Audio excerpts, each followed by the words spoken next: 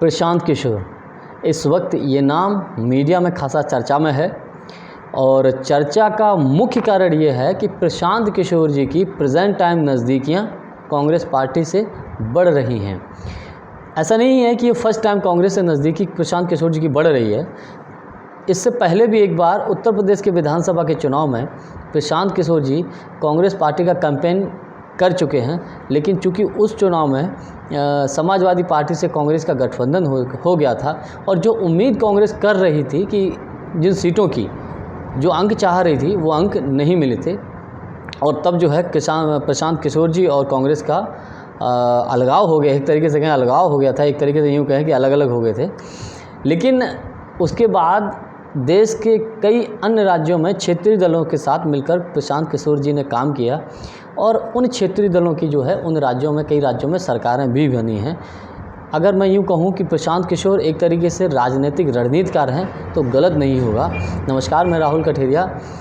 इस टॉपिक पर हम लोग और मैं आपसे और अधिक चर्चा करूं उससे पहले आपसे निवेदन है कि हमारे YouTube चैनल राहुल के अड्डा को सब्सक्राइब ज़रूर करिए, घंटी के बटन को दबाइए, ऑल पर क्लिक करिए और इसको अधिक से अधिक शेयर करिए।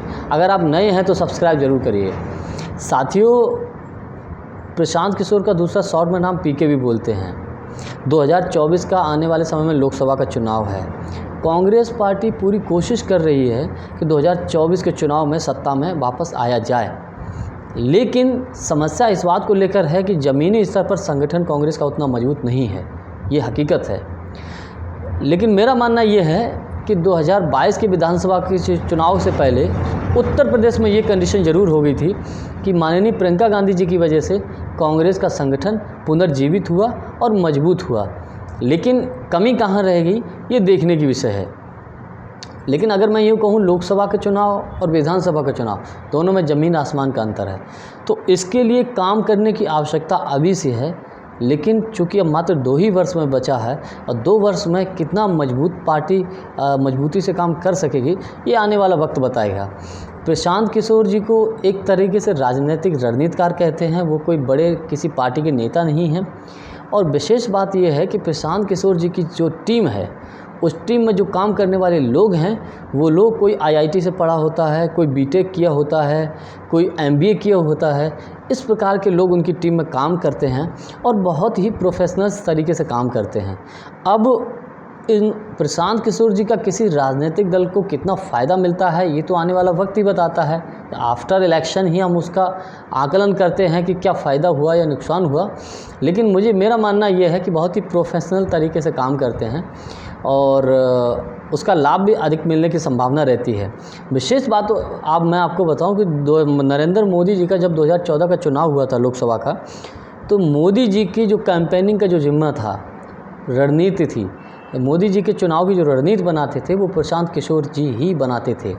और 2014 में जो है भाजपा पूर्ण बहुमत से सरकार में सत्ता में आई। तो मैं यूँ कहूँ कि अगर प्रशांत किशोर जी ने अभी जैसा कहा है कि अगर वो पार्टी में तभी शामिल होंगे जब उनकी बनाई हुई नीतियों को पार्टी ज़मीनी स्तर तक लागू करे। अब उनकी क्या नीतियां हैं आने वाला वक्त बताएगा, लेकिन यकीनन कांग्रेस भी ये चाहती है कि किसी भी प्रकार से उसका संगठन खड़ा हो जाए। सिर्फ भीड़ बढ़ाने से वोट नहीं मिलते हैं। एक्चुअली होता क्या है कि कांग्रेस के सीनियर्स लीडर कांग्रेस के हाई कमान को सही जानकारी नहीं पहुंचने देते हैं। कांग्रेस के टॉप लीडरशिप जो है एयर कंडीशनर रूम में बैठ के ही सारी रणनीतियां बनाती हैं। उसमें अधिकतर नेता ऐसे शामिल हैं, लेकिन फील्ड पर काम करने वाले लोग कम हैं। हवाई बातें करने वाले बहुत हैं, लोगों से मिलने वाले लोग कम हैं।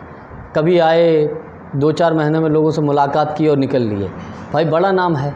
यही एक वजह है कि 15 साल दिल्ली में कांग्रेस का राज होने के बाद आम आदमी पार्टी की सत्ता में वापसी हो गई, क्योंकि इनको इस बात का घमंड रहता है। मैं ये कट सत्य बता रहा हूँ कि कांग्रेस पार्टी के शीर्ष लीडरशिप को ये घमंड रहता है कि मैं सब कुछ हूँ, मैं एक बार चुनाव जीत गया, मैं मंत्री बन गया, साहब हमसे बड़ा कोई नहीं है, हम भगवान हैं।